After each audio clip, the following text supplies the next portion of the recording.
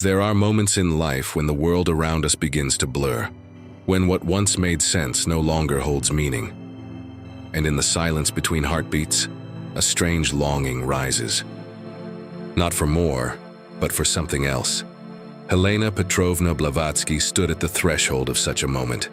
Born into Russian nobility, raised in salons of intellect and dogma, she had every reason to follow the well-worn path: church, family, decorum. But something deeper stirred within her. A restlessness, a whisper, a question no priest could answer and no book could silence. What is truth? Really? She had tasted the comforts of high society. She had witnessed the rituals of religion and the debates of science. But neither the crucifix nor the microscope offered her peace. Not because she was arrogant, but because she was honest.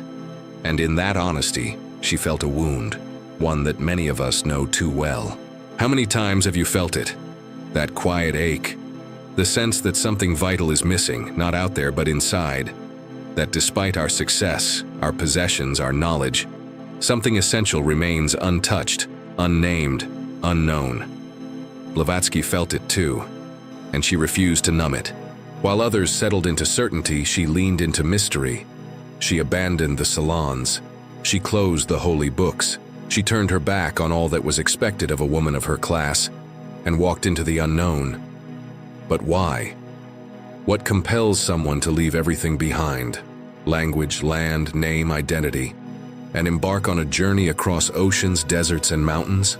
The answer is not written in any passport or travelogue. It is written in the soul of the seeker. And Helena was a seeker of the rarest kind. She didn't want to believe. She wanted to know. She didn't want to kneel. She wanted to see. She wasn't chasing salvation. She was hunting truth. And that truth, she believed, was buried in the East. In the early years of her life, Helena devoured every fragment of mystical knowledge she could find: Kabbalah, Hermeticism, Christian Gnosticism. But each system, though rich, felt like a broken shard of a once great mirror. She wanted to find the source, the fire, not just the sparks. And so she boarded ships with false names, crossed borders with forged papers, walked paths where no map dared go: India, Egypt, Syria. Always moving eastward, not following a road, but following a call. But let us be clear, this was not mere curiosity. It was a sacred hunger, a spiritual homesickness. To the eyes of the world, she was reckless, a runaway, a madwoman. But inwardly, she was more awake than ever. Something inside her knew that the East held not just teachings, but keys. Keys to unlock the great riddles. Why are we here? What survives death? What is consciousness? She didn't go to the temples to pray. She went to listen. She didn't seek priests. She sought sages. And the further she moved from the dogmas of the West, the clearer her mind became. As if a veil was lifting, she began to realize something profound. That truth is not taught, it is remembered. And that remembering requires silence, solitude, and surrender. It wasn't easy. She faced disease, poverty, betrayal. She nearly died more than once. But every hardship stripped away another layer of illusion. By the time she reached the edges of the Himalayas, she was no longer a Russian noblewoman. She was something else. Something raw, distilled, ready.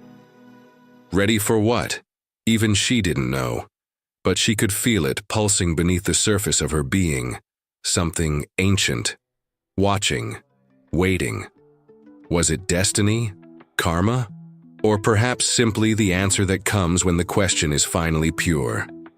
Blavatsky would later write, "There is no religion higher than truth." But in these early years, she wasn't writing yet. She was walking, climbing, listening. And it is here, at the edge of civilization, at the beginning of something sacred, that we pause. Because this is not just her story, it is ours. How many of us have felt what she felt? That this world with all its glitter and noise cannot fill the deeper hunger? How many have dared, like her, to listen to the voice beneath the noise, the voice that says, "Go further, go deeper, there is more"? This was the call of the East, not a place, not a direction, but a vibration, a memory, a return. And on that day, when Helena turned her back on everything she knew and walked into the unknown, she wasn't just beginning a journey. She was answering a call that echoes in every soul that dares to awaken. By the mid-19th century, Helena Blavatsky had crossed oceans, walked deserts, and stared into the eyes of empires. Yet her true journey was only beginning. She arrived in India like a phantom moving through time, alone, anonymous, with little more than her will and an unshakable inner pull. She was no longer chasing places. She was following signs, the scent of sandalwood, the murmur of sacred texts, the hush of the Ganges at dawn. It stirred something ancient within her. She wandered through Madras, Benares, Bombay, absorbing fragments of mysticism like a puzzle she was born to complete. But one destination haunted her above all: Tibet, that forbidden land locked between the mountains and the clouds, a kingdom of silence, a sanctuary for the hidden, a place untouched by the dogmas of the West and fiercely protected from outsiders. Helena tried to reach it. She failed. Her first attempt to enter the land of the lamas was met with resistance, physical, political, and spiritual.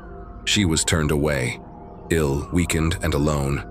For most, it would have been the end. But for her, it was a sign. The door was not locked. It simply wasn't time. It is here that something strange begins to take shape. Not in the physical world, but in the invisible currents around her. She starts to speak, quietly, cryptically of them, the masters. At first only in whispers, later with conviction. They were not myths to her, not metaphors, but living beings, guardians of a wisdom so old, so pure, that it had withdrawn from the noise of the world. And one of them began to appear. He came in visions, in dreams, in chance meetings that defied logic. Tall, dignified, dark eyes that held the weight of centuries. His presence was overwhelming, yet never frightening. She would later name him Moria. But what mattered was not his name, it was his impact. From the moment she encountered him, her life was no longer hers. He didn't give her comfort, he gave her work. He didn't offer answers, he offered tests. He didn't ask for devotion, he demanded transformation. And Helena, stubborn, proud, skeptical, submitted, not to him, but to the process. This is the part of the story that no historian can measure. Because what was happening wasn't external. It was internal. It was initiation. She was being undone. Her body was weary. Her mind often pushed to the edge. She lost friendships. She lost stability. At times she questioned her own sanity, but always he was there, guiding from a distance, correcting her course, testing her faith, not in him, but in herself. This period in her life was what mystics have long called the dark night of the soul. It's not darkness in the sense of evil. It's darkness in the sense of absence. The absence of clarity, the absence of comfort, the absence of self. It is the moment when the old you begins to die, so that something new may be born. Have you felt it? That season of your life when everything familiar slips through your hands, when the world no longer fits, and your reflection feels foreign? It's not a failure. It's not a punishment. It's a calling, a sacred dismemberment. And for Blavatsky, it was the price of awakening. She didn't speak much about what happened during those early years in India. Not in detail, not publicly, because some experiences live beyond words, and some truths protect themselves through silence. But she hinted. She hinted at journeys through hidden valleys and nights spent in ancient sanctuaries. She hinted at languages not spoken by men and teachings that came not from books, but from transmission. She hinted at a presence, not just near her, but within her. The master was not simply guiding her.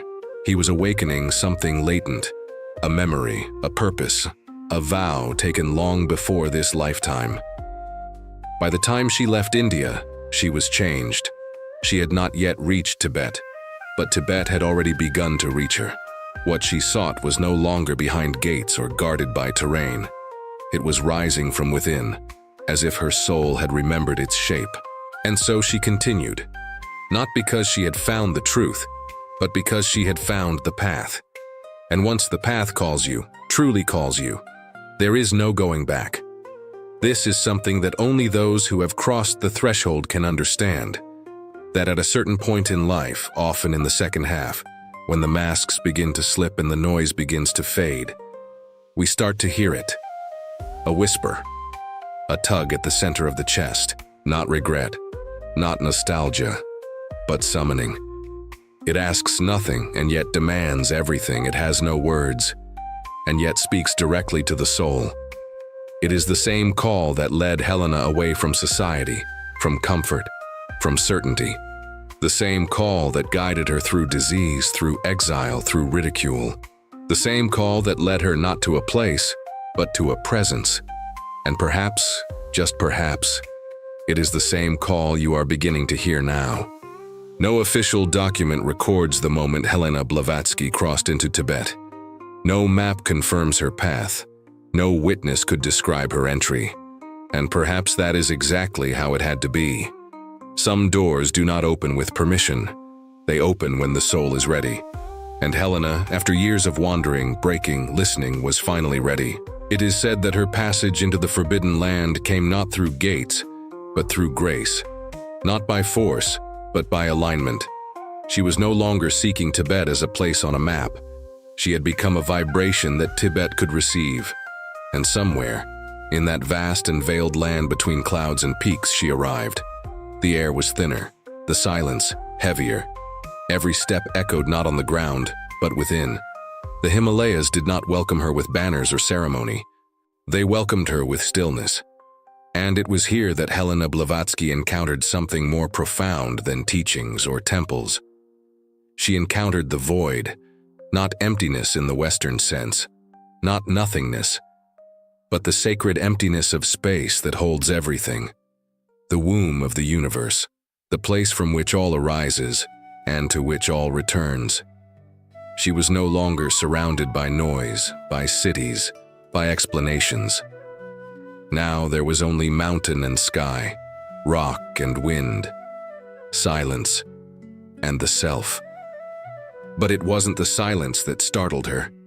It was what the silence revealed, because when the world becomes quiet enough, the mind can no longer hide behind its stories.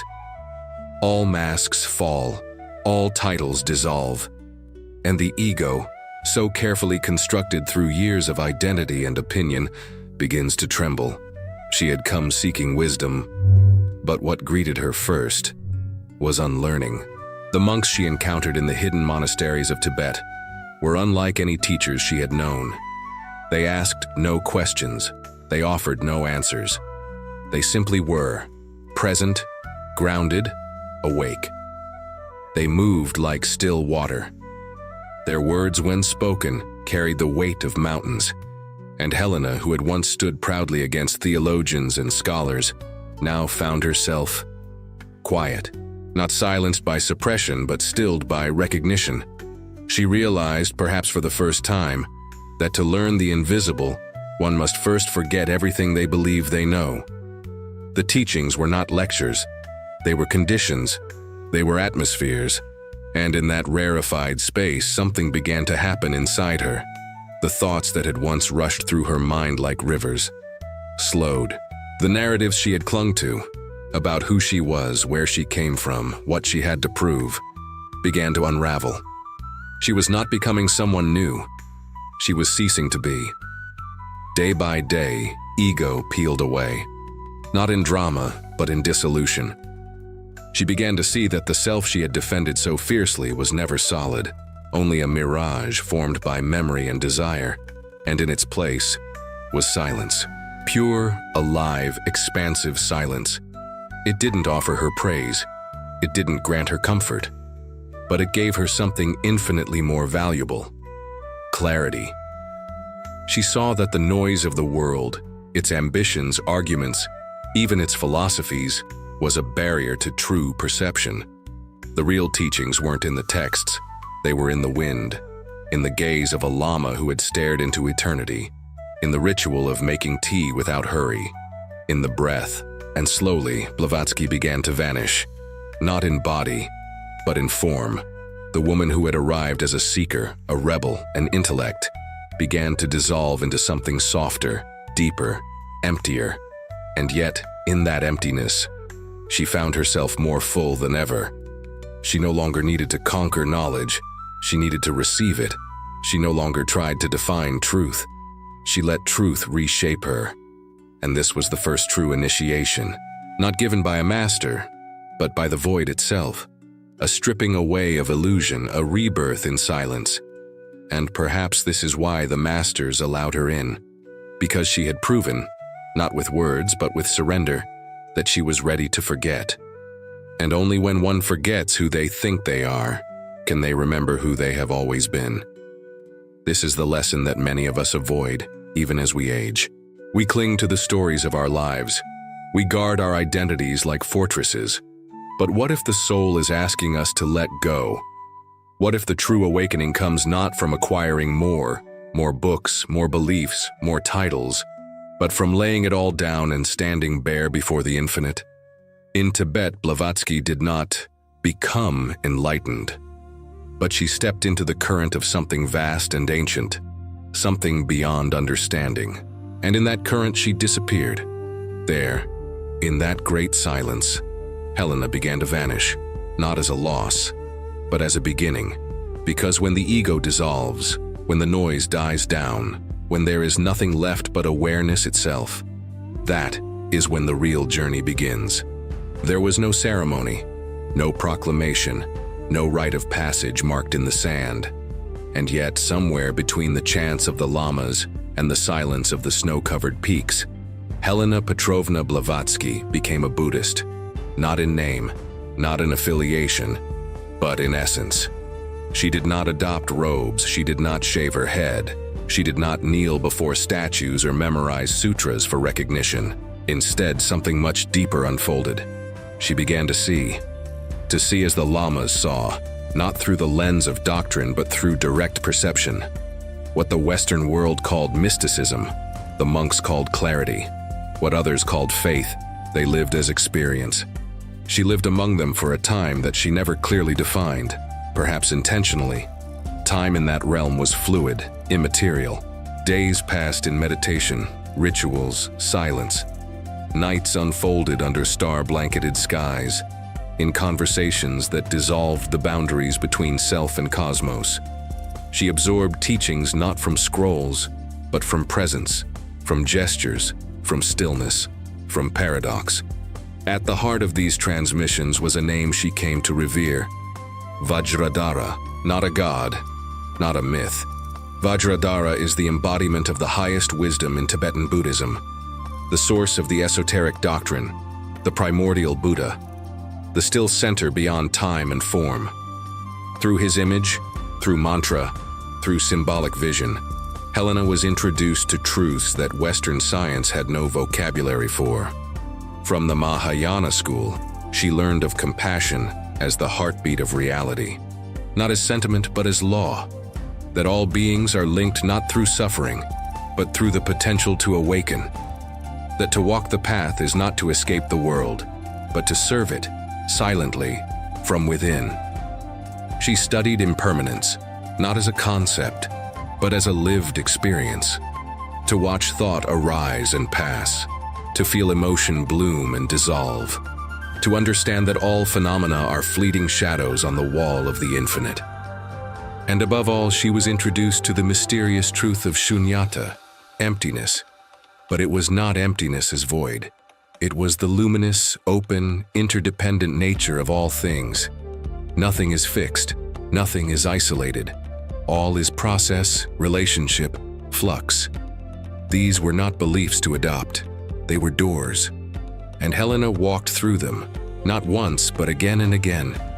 Each time she thought she understood, the teaching deepened. Each certainty was dissolved into a higher paradox. The final veil lifted when she encountered the principle that would forever separate her from the West, non-duality, that the observer and the observed are one, that there is no self apart from the world, that mind, matter, and spirit are not categories but modes of a single, infinite expression. This shattered her last remaining Western frameworks. Materialism, with its rigid binaries and linear thinking, could no longer hold her. Religions that divided humanity into saved and damned, sacred and profane, lost their grip. She had crossed a threshold few even recognize exists, not from one faith to another, but from belief to direct knowledge. And in that place, she realized something essential. To be a Buddhist is not to follow a system. It is to awaken from illusion, to understand how the mind creates suffering, through grasping, through aversion, through ignorance, and how liberation is not gifted by gods but uncovered through awareness. Helena did not become Buddhist by conversion. She recognized in Buddhism what she had always known, but had no words for. In its esoteric form, Buddhism mirrored the ancient universal teachings she had glimpsed in Egypt, in Greece, in the heart of the Vedas, not as separate traditions, but as a single flame seen through many windows. And in that understanding, she began to let go of identity altogether. Nationality, religion, culture, these were temporary garments. What mattered now was the eternal garment, the soul in its journey through lifetimes, through karma, through planes of consciousness. For Helena, the Buddhist path was not an end. It was a beginning. It gave her not answers, but tools. It did not fill her mind. It emptied it, so that truth could speak directly. She would later write, "The path is not found in books. It is carved in silence, walked in solitude, and revealed in service." And what does this mean for us, those listening perhaps decades into our own lives? It means that wisdom does not belong to the young, or to those with time. It belongs to those who are ready to see, ready to unlearn, ready to surrender certainty for depth. We live in a world obsessed with answers, with fast conclusions, with names and labels. But Helena discovered that truth is found only when we are brave enough to stand in not knowing. In a modern world of distraction, division, and noise, her journey whispers something urgent to us.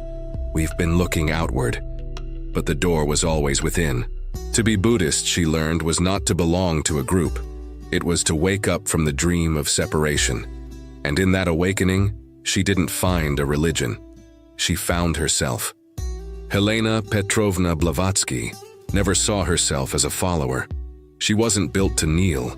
She was built to inquire.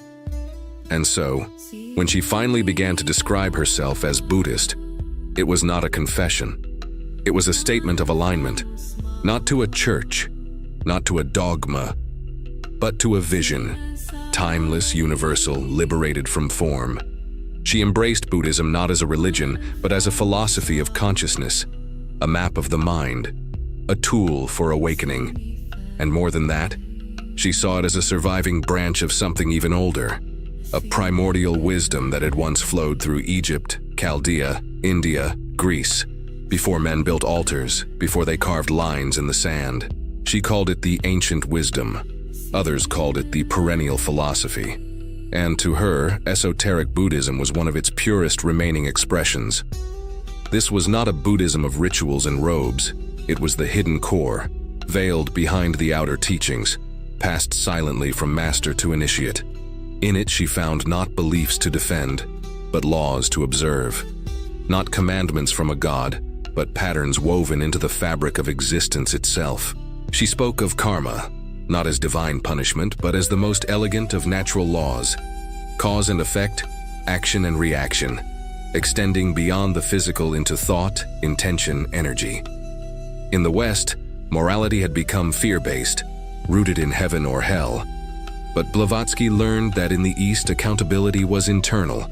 We are not judged, we are simply reflected, and life gives back what we put into motion. She embraced reincarnation not as dogma, but as logic. How could a single lifetime be enough to learn all the lessons of the soul? Growth is not instant. It unfolds, across bodies, across epochs. Each life a page in the book of a being far greater than we appear. And compassion, the heart of the Mahayana path, was not just virtue, but law in motion. A recognition that all life is bound together, that to harm another is to harm oneself, that the highest form of wisdom is service. This was not the religion she had been taught in childhood. That religion had commandments carved in stone. It had clergy, hierarchy, and threats of eternal fire. But here, among monks who owned nothing, who spoke little, who lived humbly in silence, she found something radical. A religion without religion. One that didn't divide, but united. That didn't demand faith, but invited discovery. That didn't ask for worship, but for awakening. And this changed everything. She began to see that the original function of religion was not to bind people into groups, but to reconnect them to the sacred within. The word itself, religare, means to bind back, to bind the soul back to its source. But over time, religions had turned into institutions, power structures, walls. And Blavatsky was not interested in walls. She wanted bridges. She believed that all true religions emerged from the same source, and that the divisions between them were artificial, created by fear and control. She once wrote, "There is no higher religion than truth." And for her, truth was not confined to any book or prophet. It was a living flame, found in the silence of meditation, in the rigor of self-inquiry, in the surrender to the unknown. She did not ask her students to become Buddhists. She asked them to become free, to unshackle themselves from inherited beliefs, to test everything through their own consciousness, to replace blind faith with lived experience. And isn't that what many of us crave? Especially now in the later chapters of our lives, when the noise begins to feel hollow, when the answers we were given as children no longer satisfy the questions that have deepened with age, when we feel, often without words, that something vast and eternal waits just beneath the surface, if only we could still ourselves enough to touch it. Blavatsky walked that path, not because it was easy, but because she could no longer lie to herself. The truth demanded everything and gave her more in return. She saw clearly what so many fear to admit, that many religions have become prisons of certainty, and the soul was never meant to live behind bars. She wanted to liberate the spiritual instinct from dogma, to return the sacred to the seeker, to ignite the divine not in temples or churches, but in the heart, the mind, the soul. And in that vision she stood alone, admired by some, hated by many, understood by few. But she was not interested in approval. She had seen the real. And once you've seen it, you cannot go back. She had no need to convert anyone. She only pointed to the path. And for those willing to walk it, she offered this reminder: there is no faith greater than the truth within. The world we inhabit today is not the same world that Helena Blavatsky walked through in the 19th century. And yet, in many ways, it is. Different cities, different technologies, different distractions, but the same yearning. Beneath the layers of urgency, of headlines, of endless scrolling, something ancient still stirs within us, a quiet ache, a feeling that we are missing something essential, that we have become strangers in our own minds, disconnected from our own souls. We live in a time of profound acceleration. Everything is faster: communication, consumption, ambition. But in all this speed, something precious is lost: presence. We are surrounded by information, yet starved of wisdom. We can speak with anyone but rarely listen to ourselves. We are constantly connected, and yet feel more alone than ever. And in this collective noise, the seeker begins to wake up, not in rebellion, but in recognition. Recognition that this life, this fleeting sacred breath we carry, is not meant to be wasted in distraction. Blavatsky's journey into the East was not just physical. It was psychological, spiritual, symbolic. And today, for those of us walking through the fog of modern life, her discoveries offer a map, not to escape the world, but to re-enter it with clarity, depth, and soul. So what did she learn that we can carry? First, the practice of detachment. Blavatsky let go of everything: her name, her homeland, her identity, not out of rejection, but out of realization that clinging is the root of suffering. In our world, we cling to roles: mother, father, boss, citizen. We cling to opinions, to achievements, to certainty. But what if freedom begins when we loosen our grip, not abandoning responsibility, but releasing the illusion that any of it defines who we truly are? Second, the humility of not knowing. Blavatsky was brilliant. She had read more books than most could name, but when she reached the feet of the masters, she said nothing. She listened. In that humility, a door opened. Today, so many of us feel pressured to have answers, to be experts, to know more, to explain everything. But wisdom begins when we can admit, I don't know. Because in that space, something deeper than thought can arise. The soul doesn't grow through information, it grows through receptivity. Third, the power of silence. Blavatsky discovered that the silence of the Himalayas was not empty. It was alive. It healed her. It taught her. It held truths that no word could carry. And yet, how many of us today fear silence? We fill every moment with noise, music, podcasts, notifications. Because silence confronts us with ourselves. But perhaps, that's exactly what we need. True silence is not the absence of sound. It is the presence of being. It is where wounds begin to mend, where clarity returns, where the voice of the soul can finally be heard. Fourth, the path of self-knowledge. Blavatsky did not find the divine in temples. She found it through introspection, through honest inquiry into her own consciousness, and so it remains. The spiritual journey is not a pilgrimage to a holy site. It is a return to the sacred center within. Not a temple built by hands, but a temple built by awareness. In an age obsessed with appearances, where identity is curated, filtered, and monetized, Blavatsky reminds us that the most radical act is to know yourself, to sit with your mind, to witness your emotions without judgment, to explore the patterns of thought that shape your reality. Because once you see them, you are no longer ruled by them. This is what it means, in the deepest sense, to wake up, not to convert, not to adopt a new belief system, but to shed illusion, layer by layer. Blavatsky did not become a Buddhist in the way society defines it. She became one by awakening from the dream of separation. And that awakening is still available, right now, wherever you are. You do not need to cross a desert or climb a mountain. You only need to be willing to turn inward, to be honest, to be still. Because in truth, every moment is a monastery, every breath is a mantra, every silence is a gate. What Blavatsky found in Tibet was not hidden behind walls, it was hidden beneath her own thoughts. And once she found it, she dedicated her life to sharing it, not as a doctrine, but as a mirror for the modern soul, for the mature seeker who knows that life must be more than consumption, more than performance, more than routine. So ask yourself, in the privacy of your own heart, what am I really seeking? And am I brave enough to find it? Because perhaps to become a Buddhist today does not mean joining anything. It means awakening. Awakening from the trance of society. Awakening from fear. Awakening from the idea that peace is out there. It is not. It is here, inside, now. And in that space of stillness, Blavatsky's voice echoes across time.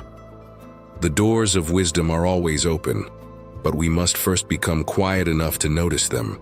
When Helena Petrovna Blavatsky finally emerged from the hidden valleys of the East, she was not the same woman who had entered.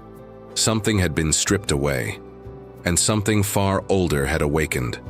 The world she returned to, Paris, London, New York, still ran on ambition, ideology, and noise. But Helena no longer moved through it in the same way. She walked with the stillness of someone who had seen the mountain behind the veil, with the certainty of one who had died and been reborn, not in body, but in being.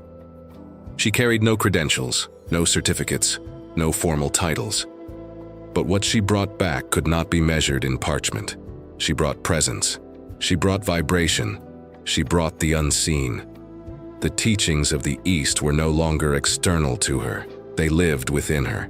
The symbols she would later use, The lotus, the serpent, the wheel were not borrowed decorations. They were keys, each encoded with meaning, pointing to inner realities she had touched with her own consciousness. When she spoke of karma, it wasn't theory, it was memory.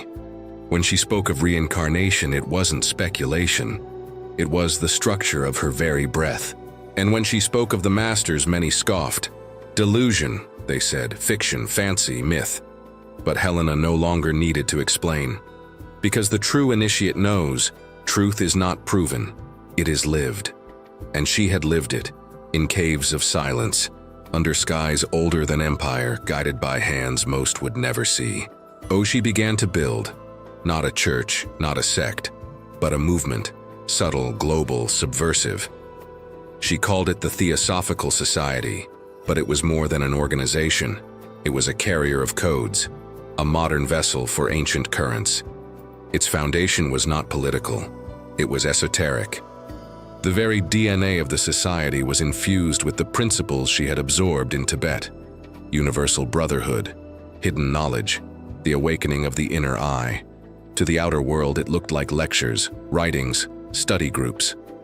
But beneath the surface, something far deeper was being seeded. The quiet return of the perennial wisdom, disguised in modern clothing. And just like the lamas she had studied under, Helena did not preach. She provoked. She didn't offer certainty. She shattered it. She didn't demand belief. She invited awakening.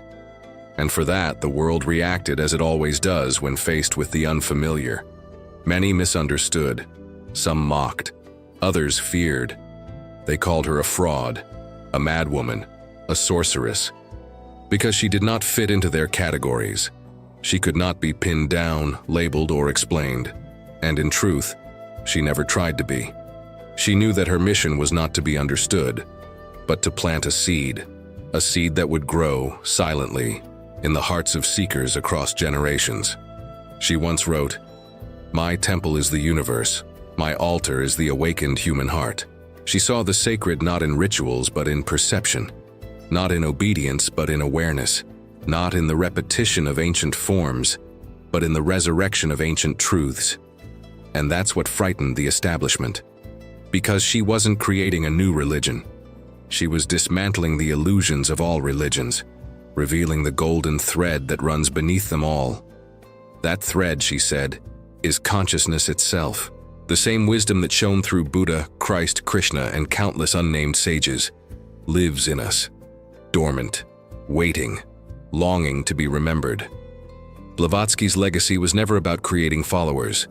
It was about awakening initiates, people ready to reclaim their own divine nature, to think for themselves, to feel beyond the intellect, to remember what the soul already knows, and perhaps to continue the work she began. Because the world, in many ways, still slumbers, still chases noise, still fears the unknown. But the door she opened has never closed. It is there, now, quiet, patient, luminous. For those who are ready to step through, Helena Petrovna Blavatsky is gone. Her body rests somewhere beneath the soil of another century. Her voice has long since faded from the rooms she once filled. And yet, she has never truly disappeared. Because some legacies are not written in stone or bound in books. Some legacies are vibrations, carried in silence, moving through time like a whisper in the soul. Blavatsky was not merely a seeker. She was a bridge between East and West, spirit and matter, the visible and the invisible. She did not come to preach. She came to disturb, to unsettle the slumber of the modern mind, to break open the walls of certainty and point toward the unnameable. She was fierce, misunderstood, often feared, and entirely human. She struggled, she failed, she wept. But still she walked, through deserts of doubt, across oceans of exile, into the frozen winds of the Himalayas. Not for fame, not for salvation, but because something called her, something deeper than desire, something more ancient than words. And in answering that call, she lit a fire, not one that demands worship, but one that invites us to remember. Her journey is not just history, it is a map, A map for those who have grown weary of shallow answers. A map for those who have searched through churches, through screens, through endless philosophies, and still feel a quiet emptiness inside.